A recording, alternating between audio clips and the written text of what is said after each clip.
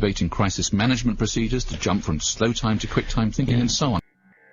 If we use a standard actuary employed by major insurance companies to calculate the probability of these events coinciding in a 10-year mean, we learn that the probability of this happening is greater than 1 in 300 tetragillion. To put that in perspective, that's a number with 41 zeros behind it. That is trillions and trillions and trillions and trillions and still more trillions times greater than all the grains of sand in all the world. To put that number in perspective, it has 41 zeros. Scientists using supercomputers have estimated that the Earth has over 7 quintillion grains of sand. A quintillion has 18 zeros. It would appear as some way of stopping the response of the emergency services or providing some kind of cover for what must be operations orchestrated in some way by the state. The evidence is overwhelming. All the telltale signs are there of government-sponsored terror. Only the British government had the know-how to carry out the attacks and to control the situation before and after the bombings. And of course, there's all the other admitted cases where the British government has hired terrorists to carry out assassinations or carried out bombings in their own country as a pretext for political control. And then, of course, there's cui bono, Latin for who benefits, who stands to gain. In the weeks leading up to 7/7, Tony Blair's poll numbers had fallen to the lowest point in his 7-year administration.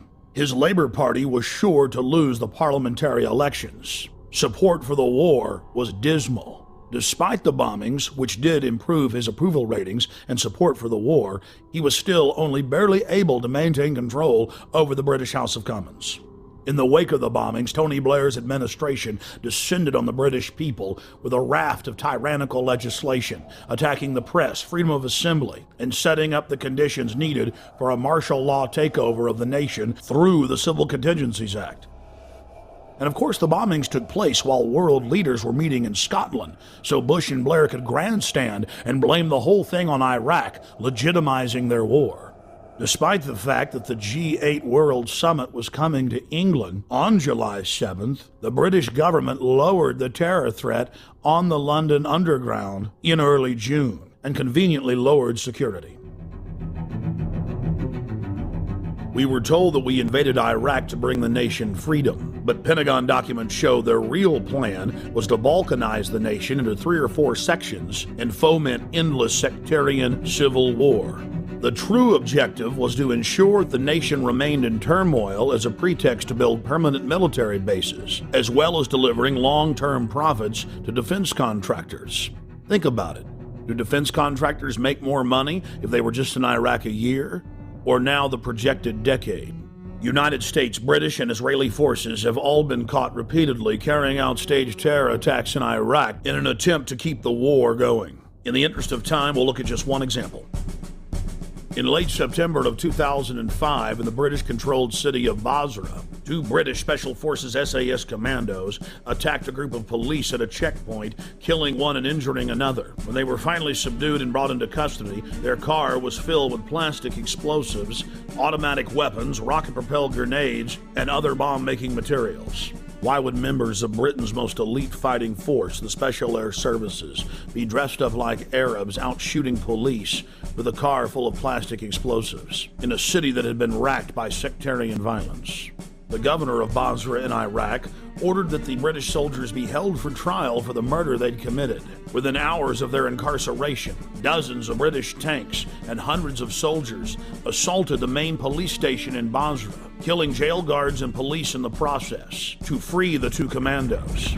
Over 150 prisoners escaped, and the controlled mainstream media reported on the incident as if it was no big deal. We cannot wait for the final proof, the smoking gun that could come in the form of mushroom cloud. The United States knows that Iraq has weapons of mass destruction. Saddam Hussein already possesses 2 out of 3 key components needed to build a nuclear bomb. In early February of 2006, members of the British government leaked documents that the White House admits are authentic. Known as the White House Memo, it is the minutes of a pre-war meeting between Prime Minister Tony Blair and George Bush in the Oval Office. The minutes contain the discussion of a classic false flag operation. where Bush tried to lure Saddam into war using UN aircraft. Mr. Bush told Tony Blair of the extraordinary plan during a meeting in the White House on January 31, 2003, 6 weeks before the war started, the Times of London reported. The Times reads, President Bush had plans to lure Saddam Hussein into war by flying an aircraft over Iraq painted in UN colors in a hope he would shoot it down. The memo also contained details of President Bush's plan to have defectors claim they had seen weapons of mass destruction that didn't exist. Well, it is perfectly true that we now know that the evidence, both in the United States and in Britain, which was put before the people, turns out to be wrong. It was known to be wrong. It was fed to Parliament. It was fed to Congress in order to get the necessary support. But we don't want the smoking gun to be a mushroom cloud. When Congress threatened to block the reauthorization and expansion of the USA Patriot Act in 2006, President Bush announced that he would still enforce the law even if it was not a law. That, by its definition, is dictatorship. When President Bush was caught secretly paying off reporters and newspapers and television stations across the country to the tune of $1.6 billion in 2 years, the Governmental Accounting Office declared it illegal. Every single action by itself was a felony, and there were tens of thousands of instances.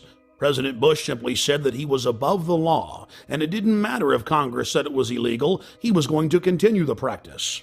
When a leader declares themselves above the law, you are living in an official dictatorship. We have found out from our time in the services that there are certain people in the press who work as agents of influence of the intelligence services.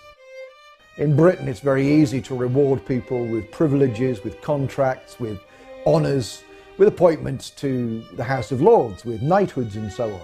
So no money has to change hands, but those people know very clearly that they have a job to put out propaganda on behalf of the services.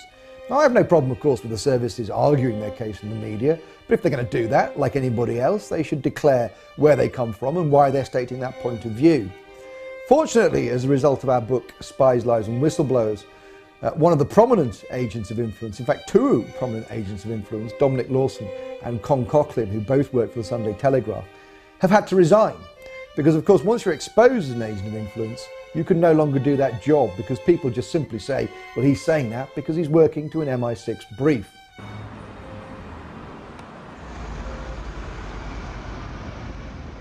When Congress informed Bush that secret arrest, secret detention, and torture was illegal, he simply had his Attorney General, Alberto Gonzales, issuing a policy paper claiming that it was lawful. Known as the infamous torture memos, Gonzales said that they would simply stop calling it torture and call it pressure, and that if someone died in custody from torture, that was acceptable.